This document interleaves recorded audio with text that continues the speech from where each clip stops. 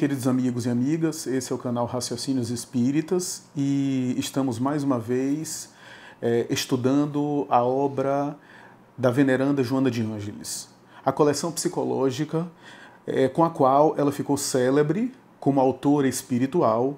Não que ela não tenha outras obras com outra produção, mas Joana de Ângeles se notabilizou ainda mais pela produção de temas que fazem interseção entre psicologia e a doutrina espírita. E esse é o bloco de vídeos do canal Raciocínios Espíritas, Psicologia Espírita, que lida com temas sobre psicologia e espiritualidade, e psicologia e espiritismo. Estamos examinando a primeira obra dessa coleção, a obra Jesus e a Atualidade. Esse trabalho é um trabalho nosso em parceria com minha amiga Patrícia Lins. Nós estamos dividindo, como é sabido e como quem acompanha está percebendo, o material e os capítulos da obra, as reflexões e considerações sobre esses capítulos, capítulo por capítulo, portanto, em parceria e em conjunto. A obra é riquíssima, Jesus e a Atualidade. Estamos examinando, então, o capítulo 5, Jesus e Tolerância. E já de antemão, inicialmente, o que nós poderíamos aqui colocar, né, as nossas primeiras impressões, é que Joana de Ângeles começa de uma maneira muito interessante a discussão sobre esse capítulo, né, Patrícia? Ela começa fazendo uma consideração sobre o julgamento, né? Quase que fazendo uma espécie de psicologia do julgamento. E já de antemão, a gente pode dizer que, mesmo na área psicológica acadêmica, a questão do julgamento das faltas alheias, né, o exame, a análise, até que ponto é análise, discernir, até que ponto é condenação, pré-julgamento, né, raciocínio punitivo, é um fenômeno muito complexo, né, porque é função da mente e de uma mente normal julgar, no sentido de estabelecer juízos, né, de ajuizar a respeito das coisas, né, é uma das características mais importantes da mente. Toda pessoa saudável, normal psicologicamente, que tem a saúde mental, faz parâmetros, estabelece ponderações, faz análises do mundo à sua volta. É interessante porque nesse capítulo aqui, quando ela começa falando sobre julgamento, ela não entra numa análise teológica, né, das questões da religião, do julgamento, né, do julgamento divino, do julgamento do próximo. Ela faz uma análise psicológica, né? Por isso que estamos começando aqui fazendo uma análise também em termos psíquicos, né?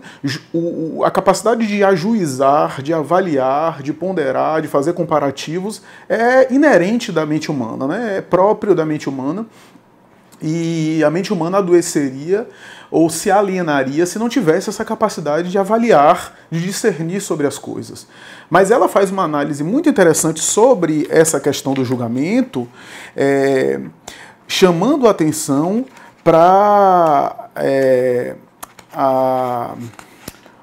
os aspectos emocionais, né, e os aspectos morais da questão do julgar, né?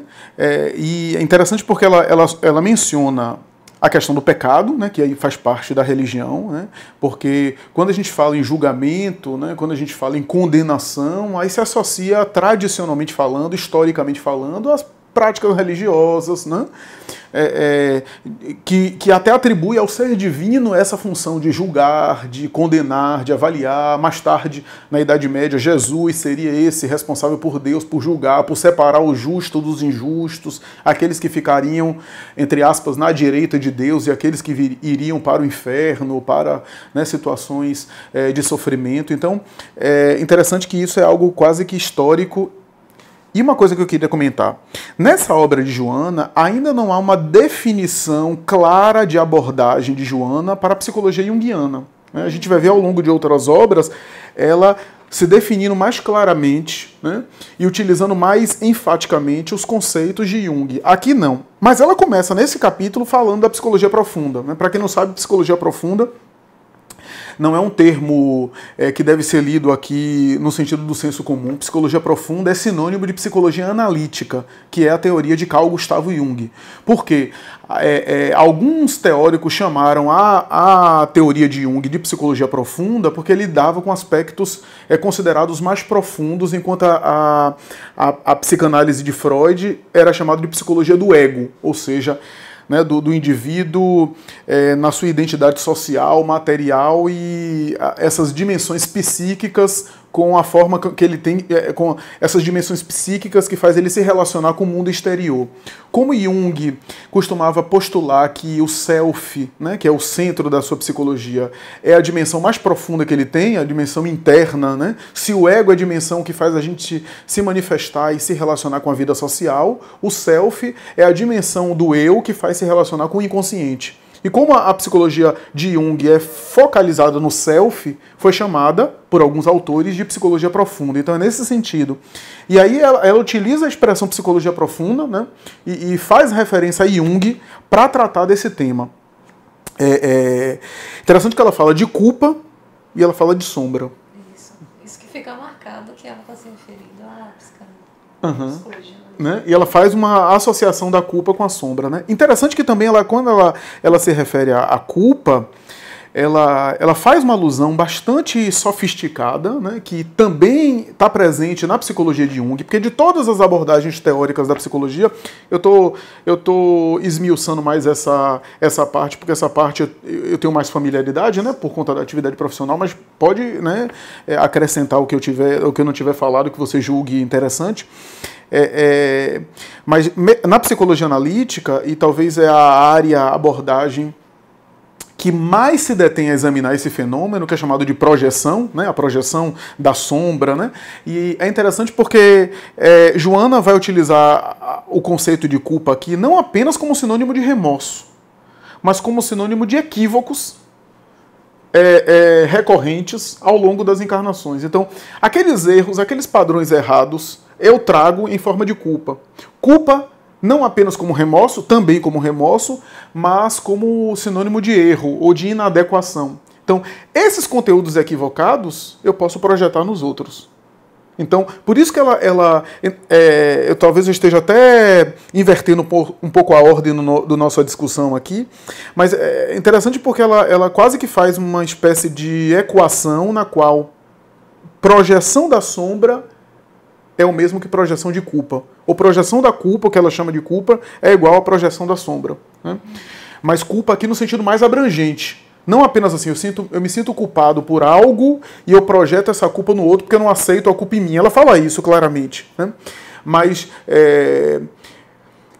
também no sentido de algo sombrio. Quando eu digo algo sombrio, é algo que eu não acesso totalmente, seja porque eu ignoro, seja porque eu quero ignorar, porque eu rejeito. Né? E esse sombrio, que ela também chama de culpa, ou seja, meus equívocos, ou seja, minhas culpas nesse sentido, eu acabo projetando no próximo. Na época de Jesus, isso fica claro com aquele símbolo da mulher apedrejada por conta do adultério.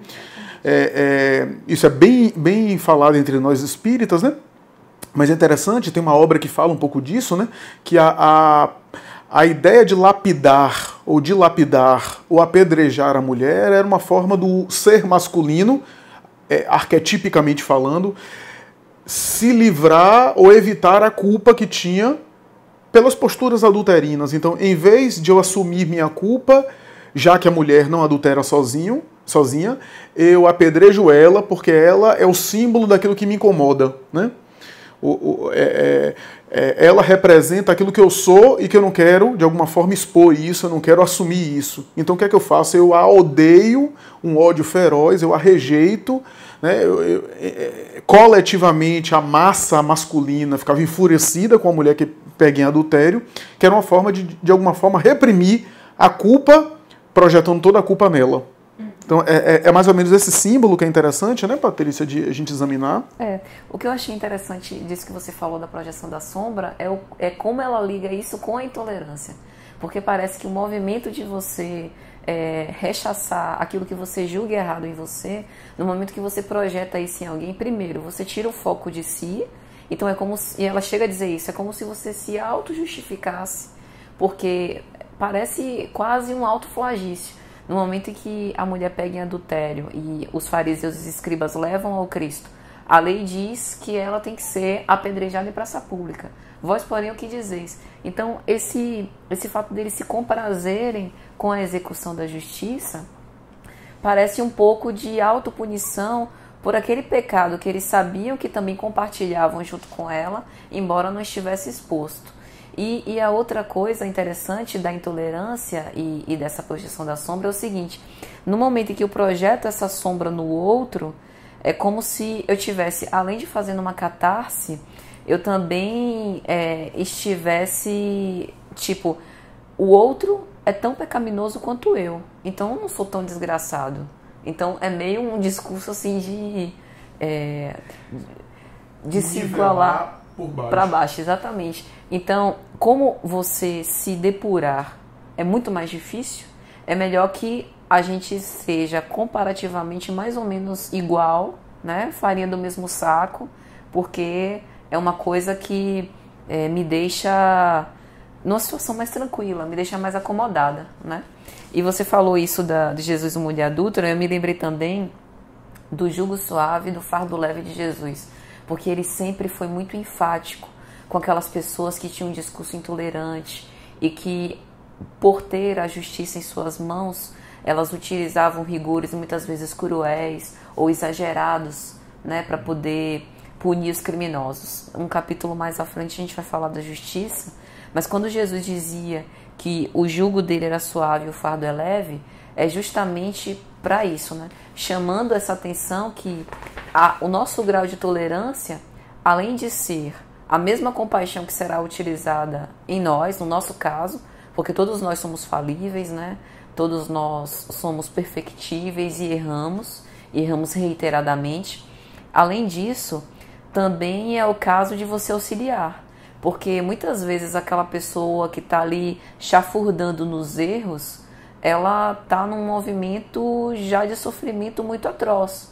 Então tudo que ela não precisa é de mais dedos condenatórios, né, fazendo com que ela se afunde ainda mais. Ela precisa de mãos que a salvem e não de mãos que a acusem, né? A ideia Chico tem uma colocação que eu acho interessante, uma das entrevistas dele, ele disse, né, que os mecanismos até legais, e Joana tem uma citação aí sobre as autoridades legais encarregadas, ela chama de saneamento moral da sociedade, né, que é essa ideia do julgar do ponto de vista legal, né, que é, de alguma forma, apresentar os estudos e as análises e como não apenas cidadãos, né, que podem inclusive prestar depoimentos, mas também as autoridades que têm a função e são encarregadas para isso e preparadas para tanto, de alguma forma examinar as questões e as ocorrências criminosas e que transgridem, né, transgressoras da sociedade, para apontar aquilo que as provas, as evidências e os relatos apontem como alguém que pode ser criminoso em uma situação,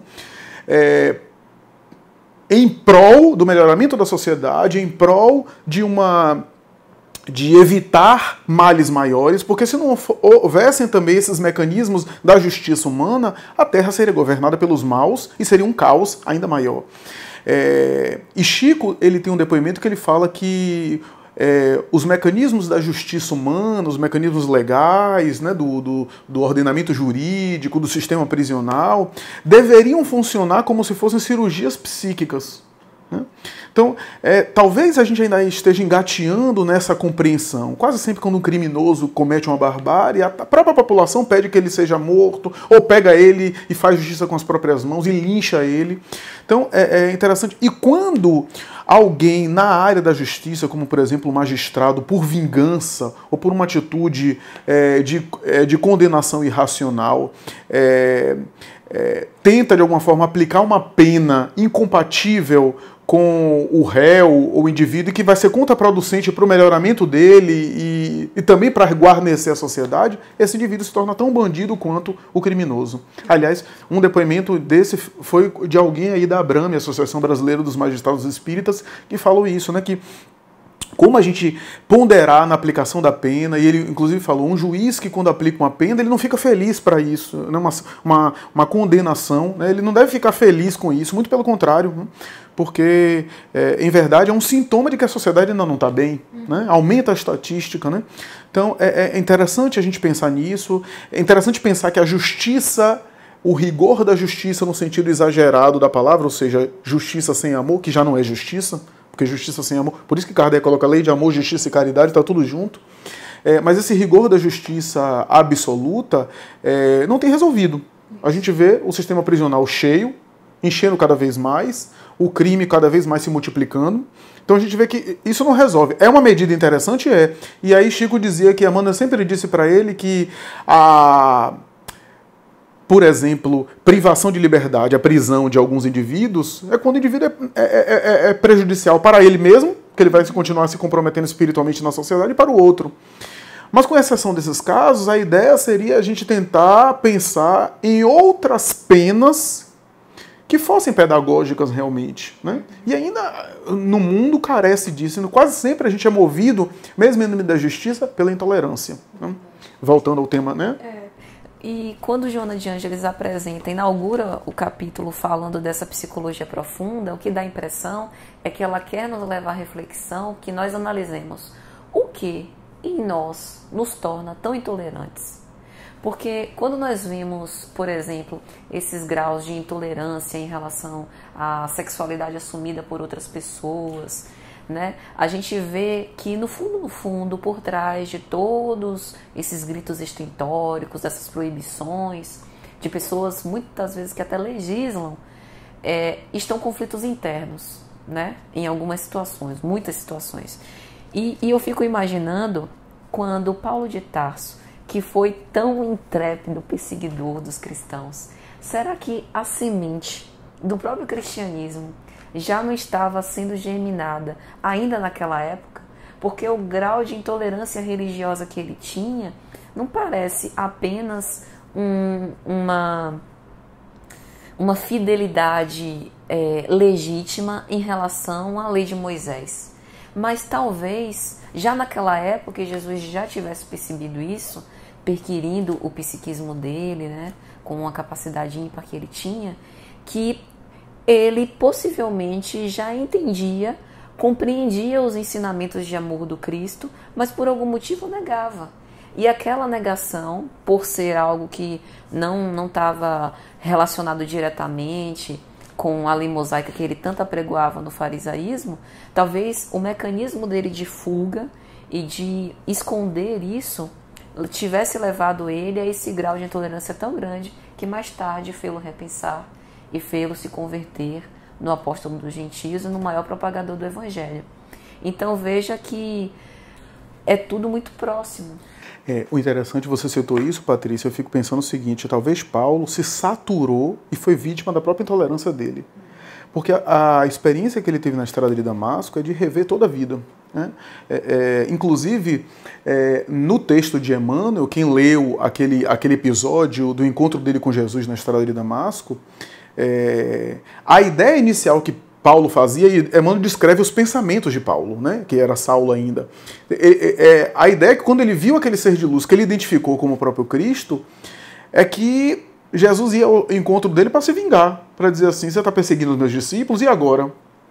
Então ele ficou, porque era a mentalidade dele, olho por olho, dente por dente, era aquela mentalidade cultural. E quando Jesus disse, por que tu me persegues? Né, e abordou ele com aquele amor, a sensação, tanto é que Emmanuel coloca, naquele momento o doutor da lei reviu todos os conceitos e se deu conta de que Estevão tinha razão, Abigail tinha razão, e essa talvez seja uma das experiências mais difíceis, né? E a intolerância leva a gente a isso. Ou seja, ele foi vítima da própria intolerância, ele chegou a tal ponto, nessa saturação do mal que ele fez, que ele chegou a tal ponto de dizer, meu Deus, está tudo errado.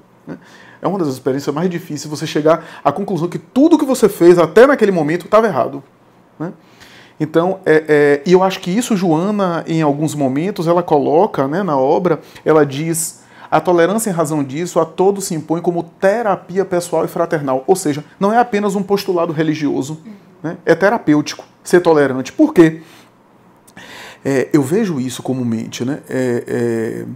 Até na atividade minha profissional, eu vejo indivíduos, eu conversava isso há alguns meses com uma pessoa especificamente, na atividade minha de atendimento, e eu dizia a ele, por conta de ele implicar com muita coisa, assim. Começa a implicar com detalhes, é a esposa, a forma como a esposa lida com as coisas de casa, né? O filho e a relação do filho com a escola, com as coisas de casa também. Alguns hábitos que ele julgava que não são hábitos tão, assim, disciplinados quanto os dele. E esse rigor que ele utilizava com os outros, primeiro, afastou ele de toda a família.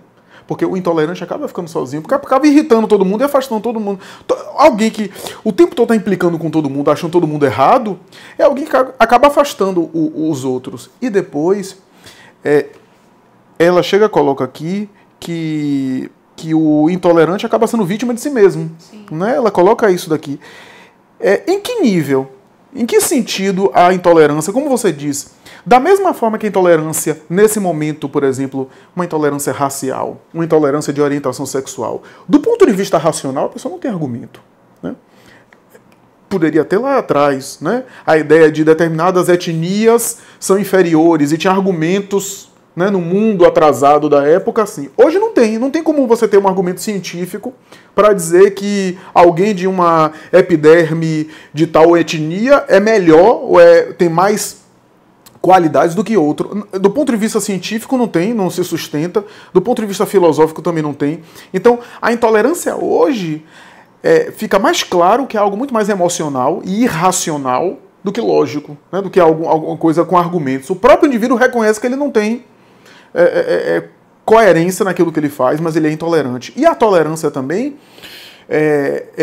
ela pode ser alimentada pela razão, mas é uma atitude também de compreensão, né? De compreensão fraternal. Então, o que eu quero dizer com isso é que esse indivíduo que eu estou citando aqui, ele acabou deprimindo.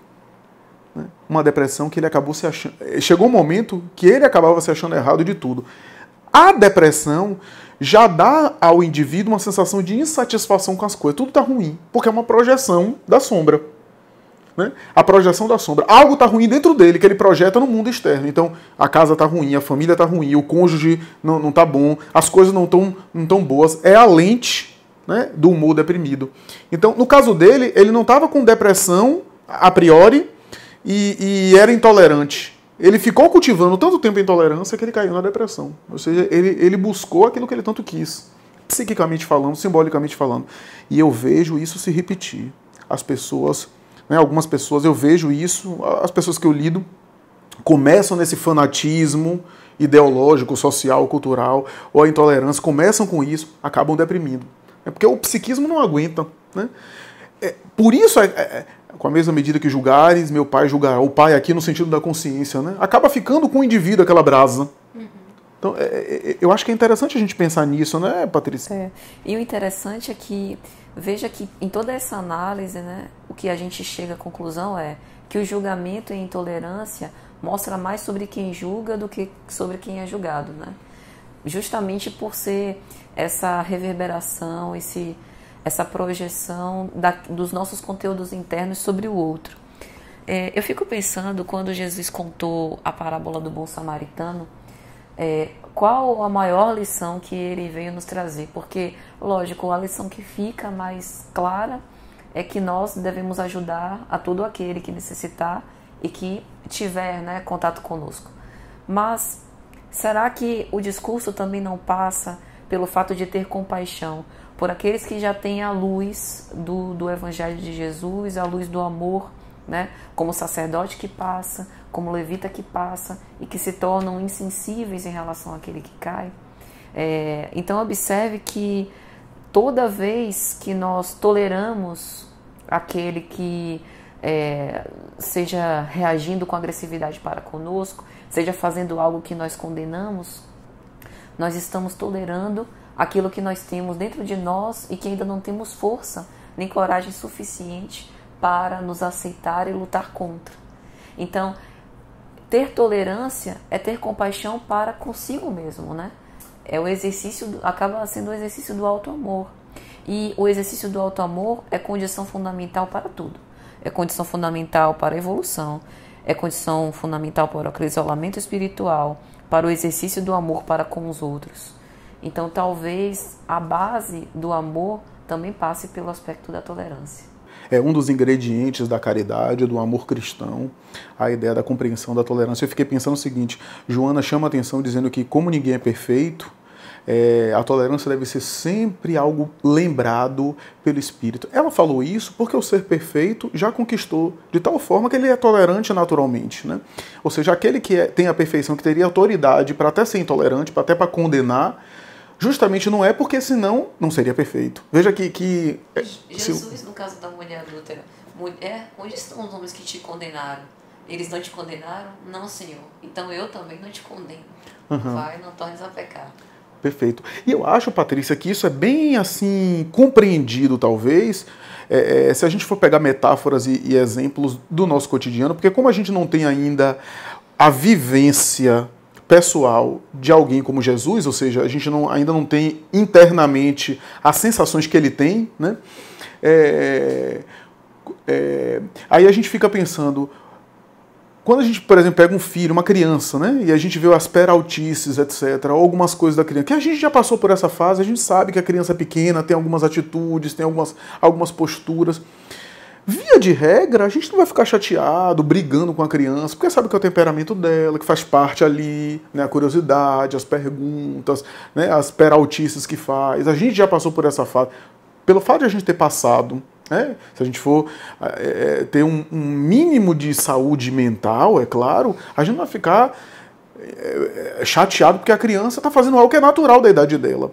Eu acho que essa metáfora é interessante para entender o espírito como Cristo. Então ele olha aquelas experiências evolutivas não concordando com elas, em algumas situações até lamentando, até tendo compaixão, mas sabe que são processos pelos quais ele já passou e que são milênios que ele está à frente, que ele já tem aquela compreensão, né, das dores, do sofrimento. Então tem uma visão muito mais profunda, sem concordar com o equívoco, mas sem condenar o equivocado. Né? Então eu acho que talvez nós tenhamos muita dificuldade, porque eu fico me perguntando, meu Deus, vai depois ao encontro de Judas, de Pedro, não tem uma palavra de dizer assim, peraí, né? Não tem essa atitude humana, rapaz, depois de tudo que eu fiz, fui crucificado, nada, quer dizer. É porque tem uma outra mentalidade. Sabe que isso é contraproducente. Quase sempre quem vive condenando não quer ajudar. Isso. Joana tem uma mensagem que ela fala isso, né? De uma outra obra ela fala isso. Quase sempre quem vive criticando a conduta alheia, muitas vezes não tem interesse nenhum em ajudar. Porque normalmente a crítica ou a condenação é por algo que já foi. Não tem como voltar ao passado, né? Então, quando existe uma tentativa de ajuda, é no sentido de reconstruir. Por isso vai e não voltes a pecar, ou seja, daqui para frente. Né? Porque a tolerância, isso é interessante, a tolerância não é concordar com tudo. Né? A tolerância é não combater. Porque quem é intolerante é quem combate. Eu posso ter minha visão, posso ter até conceito. Hoje em dia, nas discussões do espaço público, até no âmbito político e fora do âmbito político, né, do politicamente correto, então existe às vezes tanta polêmica com relação a isso. Você não é obrigado a concordar com tudo. Você não é obrigado a concordar com todas as pautas que estão aí.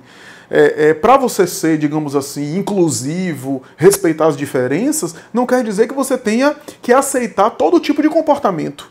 Mas não é combater, não é perseguir, não é execrar. Então, acho que é essa a diferença, né, Patrícia? E o que eu acho interessante também é porque isso tem tudo a ver com o amor e a autonomia de Jesus. Porque no momento em que a gente é tolerante, a gente se liberta.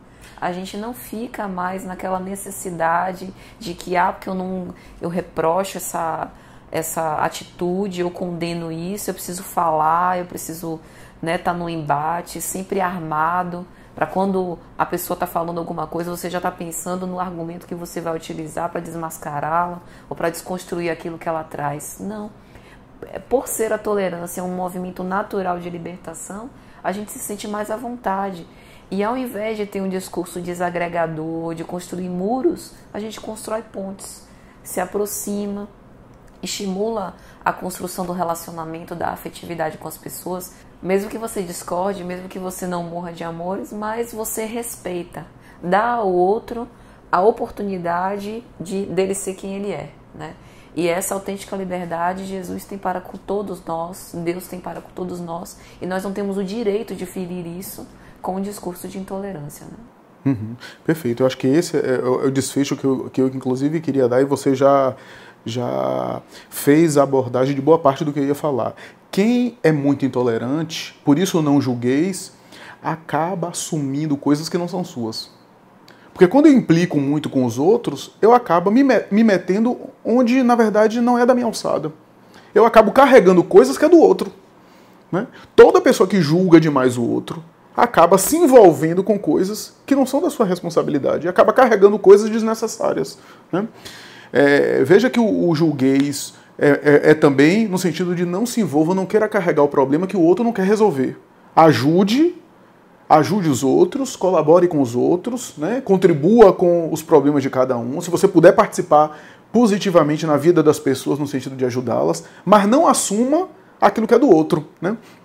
Não queira carregar o outro nas costas. E quando você fica julgando, sendo intolerante, no fundo você está carregando lixo. Né? Então eu acho que isso é interessante porque o não julgueis parece apenas um mandamento. Né? Um mandamento de ética, um código, né, de respeito e de civilidade. Não, é também uma prevenção psíquica. Né? Toda pessoa que vive assim, criticando Deus e o mundo, no fundo, está vivendo a vida dos outros e não a sua. Uhum. E ela cultiva isso no seu psiquismo, né? Veja que quando Jesus nos exorta que nós pratiquemos a oração em vigilância, que nós exercitemos o amor, ele está tentando nos puxar para o alto. Porque no momento em que a gente está discutindo por querelas, alimentando discussões infrutíferas, alimentando, seja com discurso condenatório ou com o julgamento, o erro do outro, a gente está chafurdando na lama junto. Então, o que a gente precisa fazer é mudar de faixa, mudar de vibração, cultivar e nos acostumar a práticas morais mais elevadas, a fim de que a gente possa efetivamente evoluir.